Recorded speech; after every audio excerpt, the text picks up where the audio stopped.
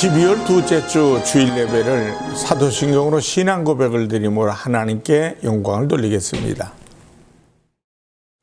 전능하사 천지를 창조하신 하나님 아버지를 내가 믿사오며 그 외아들 우리 주 예수 그리스도를 믿사오니 이는 성령으로 잉태하사 동정녀 마리아에게 나시고 본디오 빌라도에게 고난을 받으사 십자가에 못 박혀 죽으시고 장사한 지 사흘 만에 죽은 자 가운데서 다시 살아나시며 하늘에 오르사 전능하신 하나님 우편에 앉아 계시다가 저리로서 산 자와 죽은 자를 심판하러 오시리라.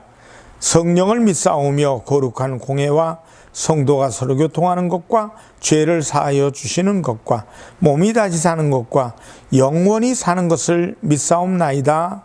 아멘. 찬송가 519장으로 영광을 돌립니다.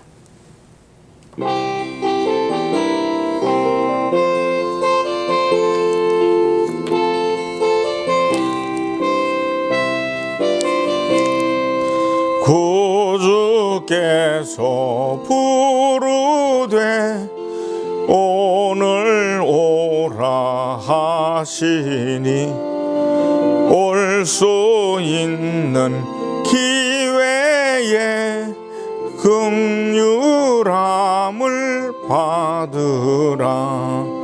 널 위하여 비시는 주의 음성 들으며 주의 약속 믿어서 내 구주로 섬기라. 구주께서 널 위해 기다리고 계시니 모든 고통 두려움 주께 와서 아뢰라. 풍성하신 그 은혜 자비로운 그 사랑 회개하고 주께 와 간구하여 얻으라. 모든 죄를 떠나서 회개하고 나오라. 주가 용서하시고 너를 영접하시리.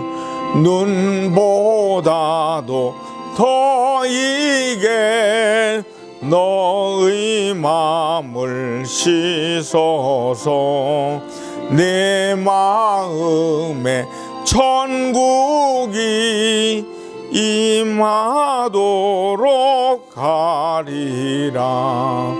지체 말고 주께로 어서 바삐 나오라. 예비하신 구원은 지금 받을 은혜라. 좋은 기회 놓치고 슬퍼 후회 말지니 지금 문을 두드려 구원함을 받으라. 기도하겠습니다. 하나님 아버지, 말세를 사는 우리들에게 성령님이 함께 하시옵소서. 성령님이 우리의 마음을 주장하시옵소서.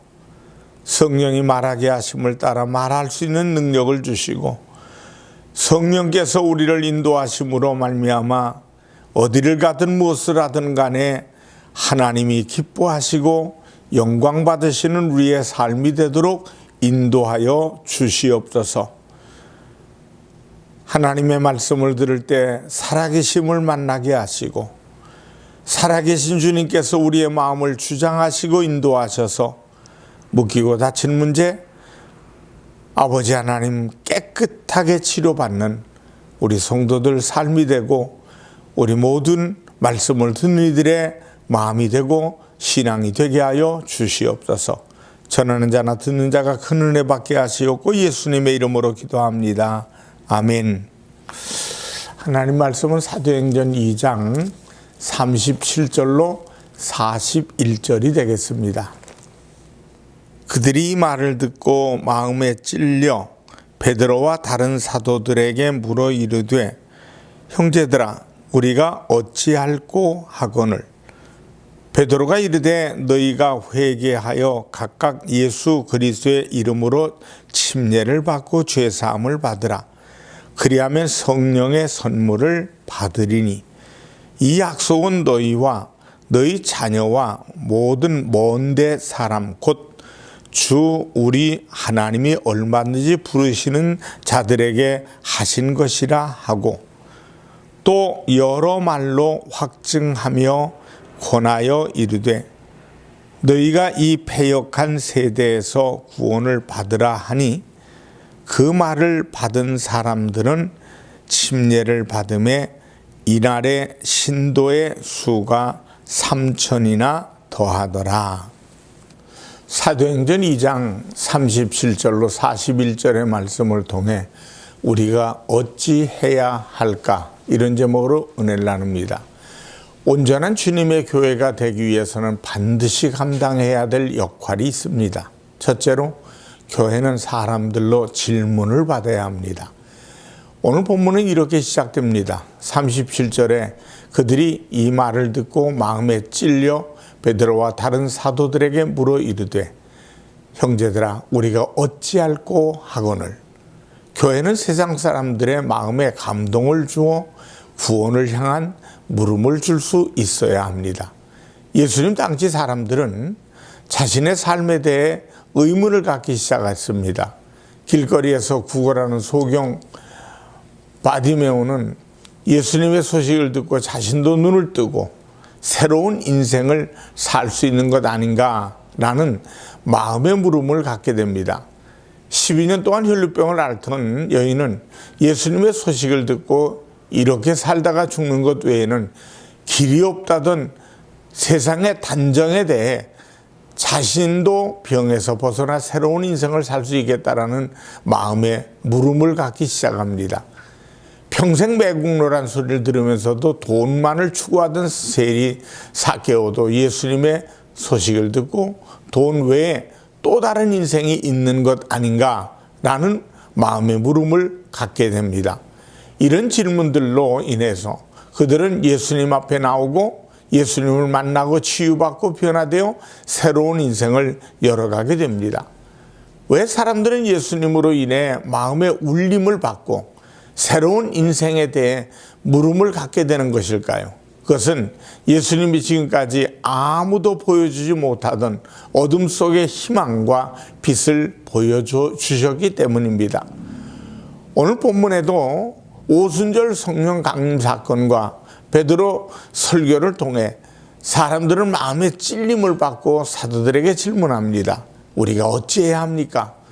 우리가 어찌해야 구원을 얻을 수 있겠습니까? 교회는 세상 사람들을 향해서 반드시 이 물음을 던져주어야 합니다. 그리고 그들의 마음에 감동을 주어야 하고 길과 방향과 해답을 제시해 주어야 합니다. 오늘날 한국교회를 위기라고 말합니다. 왜 위기인지 아십니까? 사람들이 교회로 인해 자신의 모습을 돌아보고 삶의 물음을 가져야 하는데 오히려 교회를 향해 비난을 합니다.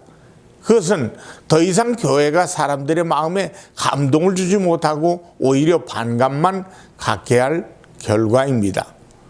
톨스토이는 사람은 어떻게 살아야 하는가? 라는 제목으로 책을 썼습니다. 그것은 톨스토이 자신이 평생 가졌던 마음의 질문에 대한 답을 짧은 이야기를 통해서 풀어낸 것입니다. 그런데 톨스토이가 이 제목으로 글을 쓰게 된 것은 성경을 읽다가 마음의 감동을 받고 자기 인생에 대한 구원의 물음을 갖게 되면서부터였다고 합니다. 성경이 마음에 던져준 물음을 갖고 인생의 답을 찾고자 했던 자신의 삶, 그것에 대한 신앙적 고백 이야기가 그 책의 내용입니다. 살아있는 교회는 사람들과 마음의 감동을 주고 질문을 던질 수 있어야 합니다. 성도 또한 내 믿음의 삶을 인해서 누군가의 마음의 감동을 전해줄 수 있어야 합니다. 우리 교회로 인해서 누군가 마음의 감동을 받고 구원을 향한 물음을 가질 수 있어야 합니다. 날마다 우리의 삶을 통해 성령의 도우심으로 주변 사람들의 마음에 감동을 주고 구원을 향한 물음을 던져주는 삶을 사는 복된 성도들이 되시기를 주님의 이름으로 축원합니다. 둘째로, 교회는 그 물음의 길과 답을 주어야 합니다. 베드로와 11 사도가 서서 예수 그리스도의 사건과 복음을 전할 때 사람들의 가슴은 출렁거리기 시작했습니다. 그 감동이 얼마나 강했던지 그 자리에서 사람들이 외칩니다. 우리가 어찌할꼬?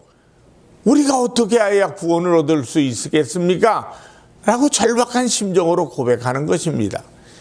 이 물음에 대해서 베드로는 분명한 길과 답을 제시합니다. 38절을 보니까 베드로가 이르되 너희가 회개하여 각각 예수 그리스도의 이름으로 침례를 받고 죄사함을 받으라. 그리하면 성령의 선물을 받으리니. 교회는 세상에 물음을 줄 뿐 아니라 그 물음에 대한 길과 답도 제시할 수 있어야 합니다. 사람들은 삶을 살아가면서 수많은 물음의 난관에 부딪힙니다. 그러나 길과 답이 없기 때문에 힘겹고 기쁨 없는 삶을 살아갑니다. 하지만 예수님은 모든 사람들의 물음에 분명한 길과 답을 주셨습니다. 나에게로 오라 외치고 계십니다. 내가 곧 길이요 진리라고 말씀하십니다. 수고하고 무거운 인생의 짐들을 나에게 가져오라고 하십니다. 그리하면 너희가 쉼을 얻으리라. 생명의 강물이 넘쳐 흐르리라 말씀하십니다. 예수님 자신이 길과 진리와 생명이 되시기 때문입니다. 답이 없는 물음은 인생의 방황, 고민만이 늘어나게 됩니다. 하지만 길이 있고 답이 있는 질문은 인생의 방향을 전환하게 하고 삶을 보다 깊고 넓은 차원으로 나가게 만듭니다. 오늘 본문에서 베드로는 사람들의 물음에 대해 분명한 답을 줍니다. 첫째는 회개하라는 것입니다. 회개란 헬라어로 메타노이아라고 하는데 이는 방향을 전환한다는 의미를 담고 있습니다. 사람들이 일반적으로 회개하면 눈물을 닦고 잘못을 반성하는 것으로 생각합니다. 하지만 회개란 방향을 돌이키는 의지적 행동을 말합니다. 예를 들어 대전에서 부산을 향해 가야 할 사람이 서울 방향으로 걸어가면 가면 갈수록 원하는 목적지와 멀어집니다. 그런데 가면서 길을 잘못 들었어, 내가 왜 이렇게 어리석게 판단했어 후회합니다. 그래도 멈추고 방향을 전환하지 않으면 아무리 후회해도 목적지와는 점점 멀어집니다. 회개란 가던 길을 멈추고 올바른 방향과 올바른 목적지를 향해 돌리는 의지적 결단을 말합니다. 대부분의 사람들은 자신이 살아온 삶을 후회합니다. 그러면서도 계속 그 길을 갑니다. 이것은 후회와 반성은 될 수 있지만 회개는 아닙니다. 성경은 우리에게 회개를 촉구합니다. 예수님께서 처음으로 이 세상에서 공생애를 시작하시면서 세상을 향해 외친 첫 마디는 회개였습니다. 마태복음 4장 17절을 보면 이때부터 예수께서 비로소 전파하여 가라사대 회개하라 천국이 가까웠느니라 하시더라. 성경이 말하는 회개란 분명합니다. 지금까지 자신이 중심이 되어 자신의 욕망을 위해서 자기 길을 갔습니다. 그 결과 그 삶에서 원치 않는 인생의 질곡과 한계와 어두움을 경험하며 수많은 상처와 짐을 지고 신음하는 인생이 되었습니다. 이런 인생에 주님이 오셔서 하나님의 살아계심과 그 영광을 보여주셨습니다. 그리고 주님을 받아들이고 그 길을 따르면 전혀 다른 인생이 있음을 증거해 주셨습니다. 성경의 회개란 이제 자신의 주장을 내려놓고 주님을 인생의 주인으로 받아들이는 것입니다. 그리고 그분이 이끄시는 길이 생명과 영광의 길임을 인정하고 따르는 것입니다. 참된 회개는 자신이 주인이 되어 자기 중심으로 길을 가던 인생을 멈추고 예수님을 주로 받아들이고 주님을 중심으로 주님의 길을 향해 인생의 방향을 전환하는 것입니다. 이것이 참된 회개입니다. 그럼에도 불구하고 많은 사람들이 자신의 살아온 인생에 대해 후회하면서 그러면서도 주님의 품으로 돌아오지 못하는 이유가 무엇일까요? 그것은 주님의 길이 확실하지 않아서가 아닙니다. 증거가 부족해서도 아닙니다. 한마디로 과거에 대한 미련 때문입니다. 소돔과 고모라 성이 멸망할 때 하나님께서 롯과 그의 가족들을 구원해서 소돔과 고모라에서 멀리 벗어나 구원을 얻도록 배려하셨습니다. 그러면서 소돔과 고모라에서 무슨 일이 벌어져도 거기에 미련 두지 말고 뒤돌아보지 말라고 당부하십니다. 그런데 롯의 아내는 구원을 향해 가다가 소돔과 고모라에 대한 거대한 불꽃이 일자 뒤돌아보다가 소금 기둥이 되었습니다. 세상에 대한 미련은 멸망입니다. 주님은 자신을 믿고 따르라고 말씀하시면서 분명한 결단을 촉구하십니다. 마태복음 16장 24절을 보면 예수께서 제자들에게 이르시되 아무든지 나를 따라오려거든 자기를 부인하고 자기 십자가를 지고 나를 쫓을 것이니라. 누가복음 14장 33절에 보면 이와 같이 너희 중에 누구든지 자기의 모든 소유를 버리지 아니하면 능히 내 제자가 되지 못하리라. 이 말씀에 응답해서 사는 것이 회개하는 것입니다. 구원의 삶에 대해 묻는 사람들에게 베드로는 내린 두 번째 답은 예수 그리스도의 이름으로 침례를 받으라는 것입니다. 회개는 주님을 향해 방향을 전환하고 돌아서는 것입니다. 그렇게 회개한 사람은 자신의 결심을 침례를 받음으로 확증하라는 것입니다.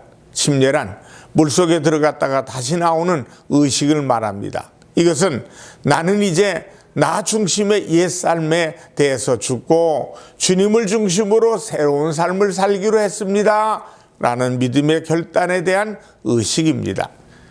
우리 자신의 옛 자아와 삶은 물속에 장사 지내고 이제 주님과 함께 주님의 길을 따르는 물 밖의 새로운 인생을 살 것입니다라는 믿음의 고백을 교회가 의식을 통해 확인시켜 주는 것이 침례입니다.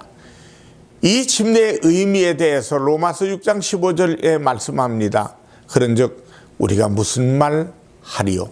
은혜를 더하게 하려고 죄에 거하겠느냐? 그럴 수 없느니라. 죄에 대하여 죽은 우리가 어찌 그 가운데 더 살리요? 무릇 그리스도 예수와 합하여 침례를 받은 우리는 그의 죽으심과 합하여 침례를 받은 줄을 알지 못하느냐? 그러므로 우리가 그의 죽으심과 합하여 침례를 받음으로 그와 함께 장사되었나니 이는 아버지의 영광으로 말미암아 그리스도를 죽은 자 가운데서 살리신 것 같이 우리로 또한 새 생명 가운데서 행하게 하려 함이라. 만일 우리가 그의 죽으심을 본받아 연합한 자가 되었으면 또한 그의 부활을 본받아 연합한 자가 되리라. 회개가 삶의 방향 전환이라면 침례는 방향을 전하는 삶의 내용입니다. 회개한 사람은 이제 침례자로 살아야 합니다. 자신이 주인이 되고 자신의 길을 가던 삶에 대해서 완전히 죽어야 합니다. 그리고 예수님을 주로 받아들여서 주님의 길을 가며 그분의 은혜로 열려지는 삶을 살아야 합니다. 이것이 침례자의 삶입니다. 마지막으로 베드로는 회개하고 침례를 받으면 주어지는 하나님의 선물에 대해서 말씀합니다. 38절입니다. 성령을 선물로 받으라. 성령은 예수님을 대신해 보혜사로 오셨고 예수님이 친히 십자가와 부활을 통해 성취하신 하나님의 영광을 우리 가운데 실현하기 위해서 오신 하나님의 영입니다. 하나님께서 성령을 선물로 주신 것은 우리가 무슨 업적을 쌓거나 공로를 이루었기 때문에 주어진 것이 아닙니다. 회개하고 새로운 길을 가기로 믿음으로 결단하기로 한 것에 대한 하나님이 주시는 선물입니다. 이것이 은혜입니다. 믿음으로 결단한 새로운 삶은 철저히 성령의 역사 속에 베푸시는 은혜로 이루어집니다.